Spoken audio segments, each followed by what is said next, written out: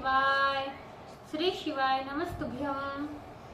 श्री आदिशक्ति पार्वती माताए नमः। श्री विघ्नेश्वराय नमः।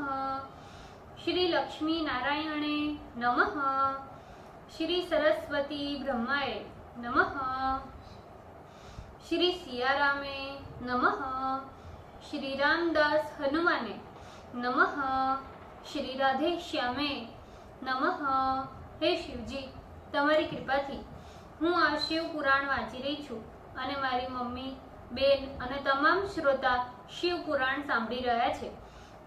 અમે બધા આ શિવ પુરાણનું જ્ઞાન પ્રાપ્ત કરી શકીએ એટલી શક્તિ પ્રદાન કરજો અને શિવ પુરાણનું તેજ સહી શકીએ એટલી ક્ષમતા પ્રદાન કરજો। હે વિઘ્નેશ્વર ગણપતિ બાપ્પા, તમે શિવ પુરાણના વંચનમાં આવતા તમામ વિઘ્ન હરજો।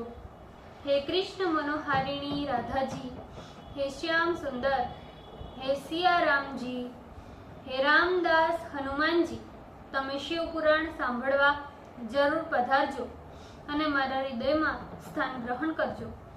ओम नमः शिवाय। श्री शिवाय नमस्तुभ्यम। द्वितीय संहिता अष्टमो अध्याय, पेज नंबर 484। शिव के साथ विवाह निमित्त हिमालय नारद संवाद। ब्रह्मा जी बोले, एक समय शिव की लीला को जानने वाले तथा शिव का महत्व समझने वाले तुम नारद शिव की प्रेरणा से प्रेम पूर्वक हिमालय के घर गए। हे मुने, गिरिराज ने तुम्हें देखते ही सादर सत्कार किया और अपनी तनया पार्वती को बुलाकर तुम्हारे चरणों में उसे गिराया। हे मुनीश्वर, फिर हिमालय ने तुम्हें प्रणाम कर हाथ जोड़ अपने भाग्य की सराहना की और सिर झुकाकर की कहा, हे देवर्षि मुनि नारद, हे महाज्ञानी, हे ब्रह्मपुत्र, हे प्रभु, तुम सर्वज्ञ हो, दयालु हो और परोपकार में सर्वदा निरत रहते हो। मेरी इस कन्या के गृह जनित गुण दोष के अनुसार जातक फल कहो। ये भाग्यशालिनी मेरी कन्या किसकी प्रिया बनेगी? ब्रह्मा जी बोले, हिमालय ने जब इस प्रकार नारद से कहा तब परम कौतुकी बोलने में दक्ष तुम नारद ने कालिका का हाथ एवं विशेष रूप से उसके सर्वांग को देखकर सारी बातें जान ली। फिर तुम प्रसन्न होकर हिमालय से बोले, हे शैलराज, ये आपकी कन्या चंद्रमा की आद्य कला के समान निरंतर बढ़ रही है। ये सभी प्रकार के सुंदर लक्षणों से परिपूर्ण है। ये अपने पति को महान सुख देने वाली तथा माता पिता की कीर्ति को बढ़ाने वाली होगी। ये सभी नारियों में सर्वश्रेष्ठ पतिव्रता और सबको आनंद प्रदान करने वाली होगी। हे पर्वतराज, तुम्हारी कन्या के हाथ में सभी प्रकार के सुंदर लक्षण विद्यमान है, किंतु एक रेखा हाथ में विचित्र रूप से पड़ी हुई है। अब उस रेखा का वास्तविक फल सुनो। इसको जो पति प्राप्त होगा वो योगी, माया के आवरण से रहित, गुणहीन, अकामी, माता तथा पिता से रहित, अमानी तथा अमंगल वेश वाला होगा। ब्रह्मा जी बोले, हे नारद, इस प्रकार तुम्हारे वचनों को सुनकर दोनों स्त्री पुरुष उसे सत्य मानकर बड़े दुखी हुए। किंतु जगदम्बा शिवा इस प्रकार के वचनों को सुनकर और भी लक्षण शिव में विचार कर हृदय में बड़ी प्रसन्न हुई। उस पार्वती ने मन में विचार किया कि नारद का वचन कभी असत्य नहीं हो सकता, इसलिए उन्होंने शिव जी के दोनों चरण कमलों में बड़े प्रेम से अपना मन लगाया। तदंतर हे नारद, पर्वतराज बड़े दुखी हो तुमसे कहने लगे, हे मुने, इस बात से मुझे बड़ा दुख हो रहा है, अतः आप ही बताइए मैं इसका कौन सा उपाय करूं? हे मुने, तब महाकौतुकी तुम हिमालय को अपने शुभ वचनों से प्रसन्न करते हुए कहने लगे, हे पर्वतराज, तुम स्नेह से मेरी बात सुनो। मेरी बात कभी झूठी नहीं होती, क्योंकि कर रेखा ब्रह्मलिपि मानी गई है, वह कदापि झूठी होने वाली नहीं है। हे शैलराज, मैंने जैसा कहा है इसको उसी प्रकार का पति प्राप्त होगा, इसमें संशय मत रखो। इसके लिए मैं तुम्हें एक उपाय बताता हूँ, तुम प्रेम से सुनो, जिसके करने से तुम्हें सुख मिलेगा। मैंने जितने लक्षण कहा है वे सभी लक्षण तो लीला रूपधारी भगवान शंकर में ही पाए जाते हैं, और जो कुलक्षण है वे भी शिव को प्राप्त कर सुलक्षण हो जाते हैं। समर्थ पुरुषों में रहने वाले दोष दोष नहीं कहे जाते, किंतु असमर्थों में रहने वाले दोष दोष कहे जाते हैं। इसके उदाहरण सूर्य, अग्नि तथा गंगा है। शिव ही सर्वेश्वर, सबके सेव्य, अविकारी तथा सर्वसमर्थ है। इसलिए तुम अपनी कन्या शिव जी को प्रदान करो। शिव जी आशुतोष है, वे अवश्य ही तुम्हारी कन्या ग्रहण करेंगे, किंतु ऐसा भी तभी हो सकता है जब तुम्हारी कन्या तप करे। तप से सब कुछ साध्य है, कोई भी वस्तु असाध्य नहीं। सर्वेश्वर होने के कारण शिव जी सदा सब कुछ करने में समर्थ है। वे ब्रह्मा की लिपि दुर्लिपि को भी नष्ट कर सकते हैं, क्योंकि ब्रह्मा भी उन्हीं के अधीन है। वे प्रसन्न होने पर अपने को भी दे सकते हैं, फिर औरों की तो बात ही क्या।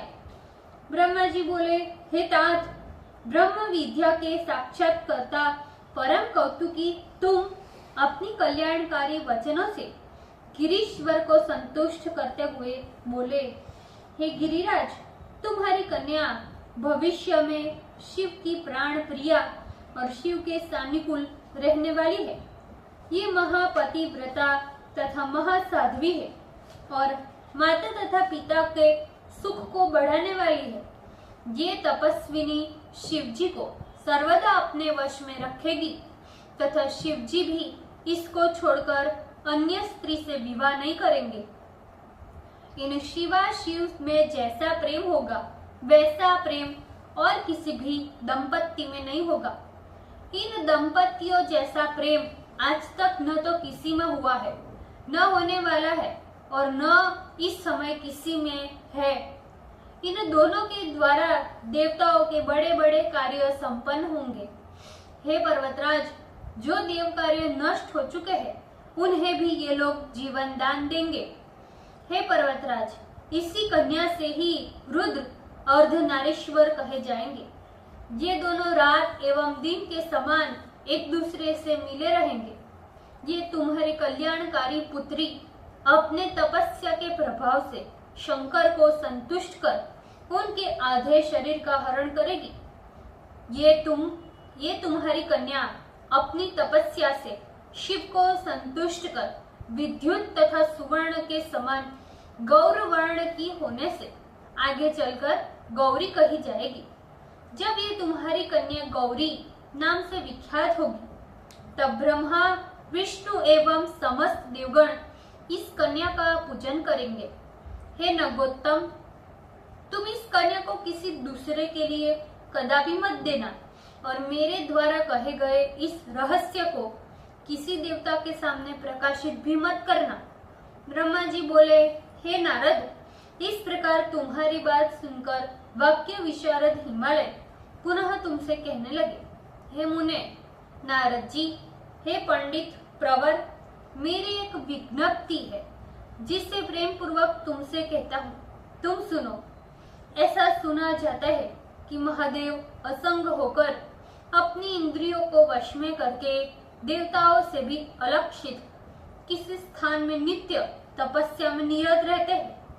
वे ध्यान मग्न में निरत योगीश्वर, जिनका मन ब्रह्म में लीन है, भला अपना मन वहां से हटाकर किस प्रकार संसारी कार्य करेंगे, ये तो मुझे महान संशय है। वे वात रहित दीप की शिखा के समान अपने भीतर ही सदाशिव नामक ज्योति को, जो अक्षर पर ब्रह्म, माया रहित, निर्गुण सगुण, निर्विशेष निरीह है, उसका दर्शन करते रहते हैं। बाह्य विषयों की ओर तो वे कदापि देखते भी नहीं। हे महामुने, ये हम यहाँ पर नित्य आने वाले किन्नरों के मुख से शंकर के विषय में प्रीति से कही जाने वाली ये सब कथाएं सुनते हैं कि वह मिथ्या किस प्रकार हो सकती है। उनके विषय में हम सुनते हैं कि वे साक्षात तथा नाम से भी हर कहे जाते हैं। उन्होंने जो पहले प्रतिज्ञा की है उसे तुम सुनो। शिव ने प्रतिज्ञा की थी कि हे दक्ष कन्या सती, मैं तुम्हें छोड़कर किसी अन्य स्त्री को वरण नहीं करूंगा। भार्या के लिए मैं तुम्हारा ही वरण करूंगा। ये मेरा वचन सत्य है। जब सती के साथ विवाह की प्रतिज्ञा उन्होंने प्रथम की हुई है तो उसके मरने पर वह अन्य स्त्री का किस प्रकार पाणी ग्रहण करेंगी। ब्रह्मा ने कहा। नारद से इतना कहने के अनंतर गिरिराज ने मौन धारण कर लिया। तब हे नारद, तुम उनसे इस प्रकार कहने लगे, हे महाबुद्धिमान गिरिराज, तुम्हें इस बात की चिंता करने की कोई आवश्यकता नहीं है। ये तुम्हारी कन्या जिसका नाम काली है, यही पूर्व काल में दक्ष कन्या थी। उसी दक्ष कन्या का सर्व मंगलदायक सती नाम था। यही सती दक्ष कन्या के रूप में प्रकट होकर रुद्र प्रिया थी। उसने अपने पिता के यज्ञ में जब अपने पति शिव का अनादर देखा तो क्रोध से अपना शरीर त्याग दिया। वो ही तुम्हारे घर में अंबिका, शिवा एवं सती और अब पार्वती के रूप में प्रकट हुई है। ये पार्वती ही रुद्र की पत्नी होगी, इसमें संदेह मत करो। ब्रह्मा जी ने कहा, हे मुने, पार्वती का पूर्व जन्म तथा उसका चरित्र उस समय तुमने गिरिराज से इस प्रकार कहा था, जिसको सुनकर पार्वती भी प्रसन्न हुई थी।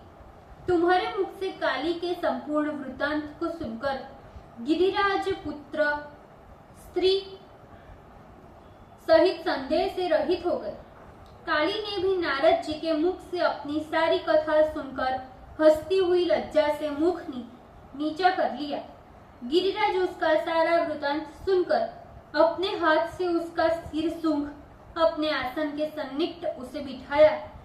तब हे महर्षि नारद, तुम वहां भगवती को बैठी देखकर पुत्रों सहित गिरिराज एवं मैना को प्रसन्न करते हुए बोले, हे शैलराज, इस पार्वती को बैठने के लिए ये सिंहासन क्या है? इसके बैठाने के लिए तो शिव की जंगा ही सर्वोत्तम आसन है। ये तुम्हारी तनया शिव के जंगे का आसन प्राप्त करेगी, जहाँ किसी की दृष्टि अथवा बहुत तो क्या कहे मन का जाना भी संभव नहीं है। ब्रह्मा जी बोले, हे नारद, इस प्रकार तुम उदार युक्त वचन कहकर गिरिराज से विदा लेकर स्वर्ग चले गए और वे गिरिराज भी अपने चित्त में प्रसन्न होकर संपूर्ण समृद्धियों से युक्त अपने घर में चले गए। ओम नमः शिवाय। श्री शिवाय नमस्तुभ्यम। ભૂલચૂક માફ કરજો શિવજી, કૃપા રાખજો। આજના શિવ પુરાણના વંચનનો પુણ્ય મને પ્રદાન કરજો શિવજી।